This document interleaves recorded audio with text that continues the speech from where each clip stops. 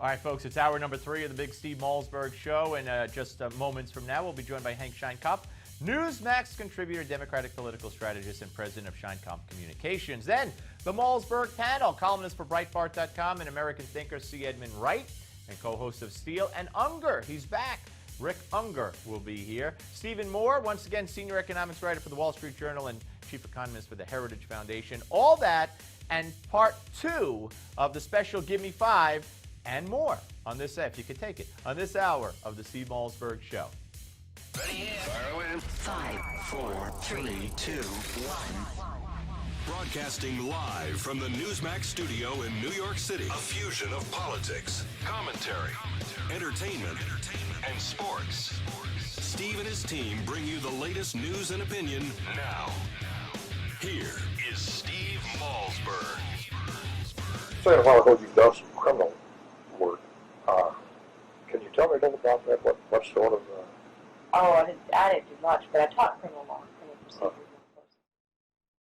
All right, that's the wrong bite, ladies and gentlemen. It happens every so often. What I wanted to present to Hank Sheinkopf as we welcome you back to the Steve Malzberg Show. I'm so happy to be here. Was Jane Pauley. Yes. Practically in an interview begging Hillary Clinton to run. If not you, who else will run as a woman? Who else? I mean, and you've talked about, Republicans have to watch what they do because they're going to hand her the election, et cetera. She's at a town hall meeting today at CNN. She's going to be on Fox News. Greta Van Susteren, Brett Baer going to interview her. Her books are not selling well. 55% of the people in a CNN poll blame her. They're not happy with her with Benghazi. Right. So let me ask you, how's she doing now? I think I read a dispatch today that American military, brave American military people had picked up one of the perpetrators of the Benghazi attacks. Yes, well, yes, I was going to get to that. That's yes. not good news for Hillary Clinton. Really? Because why? Because this will keep the story going, you see. The problem she faces is that the Benghazi thing is not going away. I was wrong. I thought it might, but it's not going away. If the Republicans make it larger than the news itself, they're going to hurt themselves. But by just allowing the normal course of events to happen, she gets her legs cut off every day. And the other thing that's happened is the sale of the books. Now, the last book that sold, what is it? I don't remember the title of it, but I have a signed copy in the house. That did well because it was a long time ago. There's a generational shift going on. She is older. The electorate is not as old. She is from a previous period of time, not from this time. Barack Obama's from this time, and most Americans would like him to be from no time. Therefore, she's out of time. How's that? Wow, that we could put that on a bumper sticker. The more I view this, the more concerned I get that somehow she... Is she overexposed at this point? Is she making people... Clinton fatigue? The problem is that everybody knows everything there is ever to know about Hillary Clinton and Bill Clinton in this lifetime. Can she run for president after all the Clinton stuff that's going on, after having run 4 years ago, after the Benghazi affair, and on and on and on? Not unless there's... She will run if there's no one else in the Democratic Party to run, but I think if the Republicans have a brain, the ticket is Jeb Bush for president and Scott Walker for vice president, the governor of Wisconsin. I think that's going to be a tough ticket to beat. I want to go back to what you said, that the capture of Ahmed Abu Khattala is bad news for Hillary. Sure. But, I mean, she's going to be commenting on it today, talking about how great it is, how, she was determined as Secretary of State. The president's been determined to bring someone to justice, the people responsible. Now they have, although not her, and this is great news. How is it going to turn around to a negative? The problem is it's great for America that this criminal, if he's true, hopefully will be tried and will be in Marion Penitentiary beneath the ground for many years. Unfortunately, he'll be tried as a U.S. citizen in a criminal court, but go ahead. Yeah, but that means, Marion Penitentiary is a very good place. Okay. They put him below the ground. They never see them again. The great Sheikh, that religious leader, that man of peace, is there. Abdel Rahman? Yeah, he's a good man. And he's there with his other guys underneath ground. They're not coming out again from Marion Penitentiary. Well, Rahman might come out one day if Obama lets him go. Well, catch a Rahman by the toe, they're not going to let him go. That's the end of that. Well, you're full of these today. I like it. The issue here on Benghazi is that it's not good news for her because now someone will actually be able to talk about how this is going on rather than just have a quick trial and go away. This is going to go on forever. So every time they're going to talk about Benghazi, people are going to now associate this with, oh, Hillary is talking about this again. Interesting. That's not so good. Very interesting. No, all right. And so when it comes to... Couldn't happen at the worst time of the year also. We just had the 7th anniversary of D-Day. We just had Memorial Day. The president was very much engaged in that discussion. D-Day's been all over the place. People are very much more involved in being patriotic than they have been in quite some time. And this comes along, and she's in the middle of it.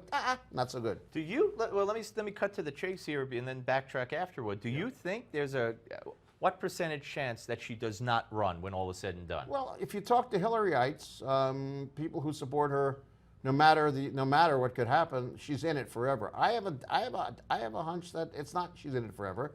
It is a long time between here, June of 2014, and filing papers in January of 2016 in New Hampshire and Iowa. I think it's a little bit different. Well, she has to get in it before January of 16, The problem though. here, and what is really troubling Well, for her, what might is really turn her troubling off for from her or running? anybody else is the extending of these campaigns for such a long period of time. Because the longer exposure you have to the public, the more likely they are to find things they don't like about you. It's very easy, you know. I saw that person 300 times. I don't like them That's anymore. why I only have you in once a week. If you were here Well, twice a week, you'd hate me. People would hate me. No. Yeah, they would. They'd say it's the Illuminati again, the Freemasons and the Jews conspiring. Yeah. Oh, stop. So, all right. So, so 50-50, 75. I say it's 6-4-4, and the rate drops if the Benghazi thing gets out of control. You see, here's a problem you can't handle. It's called dead Americans. Dead Americans are not a public relations problem to handle. Dead Americans are dead Americans. That's very difficult. And now you have a perpetrator who happens to be a guy that people really don't like these days from a group that's causing chaos throughout parts of the world where American troops are now going to be re-engaged. This is not good. All right. Let me play you a soundbite. She was asked yesterday or the day before about the Keystone Pipeline. Her position on the Keystone Pipeline. Now, this is something she's going to be asked, especially if it's still in limbo. Especially by people who want to work for a living. You know? Yes, and let's watch what she had to say. Keystone, yes or no? Well, I can't say that because I was there, and I don't understand that. Why can't Well, you can talk about so many other things? Why can't you talk because about that was a decision that rests with the Secretary of State, and my successor is going to have to make that decision one way or the other. And so I have, said it's inappropriate for me to comment on it. All right. So what? I mean, is she going to get away with that? Nah. Not going to Well, work. why is she even going there this time? Why? I mean, she doesn't have a position yet. She was caught by surprise. This is a calculated answer. Why? If things were great, the books would sell. But things aren't great, so the books aren't selling. That's a tip-off. The last time she wrote a book, Walmart carried more copies and sold No, but I more mean, of it. why won't she answer Keystone? For the same reason, the books are not selling for the same reason she's not answering Keystone. Why? It's tired. She doesn't want to answer Keystone because she doesn't want to get in confrontation. So what? Take the confrontation. People believe you stand for something. Don't run away from things. They don't want what they perceive as a running away from things and a use of language to get rid of arguments that matter. That's part of what's going on. Is it all about a woman? I mean, is that why she has a good chance of winning? Because it's time for a woman? And if another I don't woman buy that. emerges within the I don't buy that. Democratic Party or within the Republican Party, does that, I think the woman thing is a negative, and I think the glass ceiling is very real. If were that not the case, we'd have a lot more women in public life at every level of government, and we don't. But you don't think so many women are going to vote for her just because she's There a are a woman? lot of people that will vote for her because she's a woman, but she's a woman. But you know what? The woman thing is not. It's not helpful in many ways, and that's unfortunate. That speaks a lot about us. Now, she claimed sexism in the race against She was right. Barack Obama. She was right. What kind of sexism was there? It was hard for people to vote for a woman, and when they had the opportunity to attack her, they did. And it was pretty revolting. And she's been beaten But around. she for a ran long against time. a black man, and you're telling me that she suffered the brunt of, between the two, she suffered the ism? It was easier to vote for African American than it was Why? to elect a Why? woman. I don't know. The media decided that Barack Obama should be the president. They decided Hillary should not be So the how president. was that? How did they participate in the So sexism? if they could not, abjectly, okay, abjectly. You think about this for a second.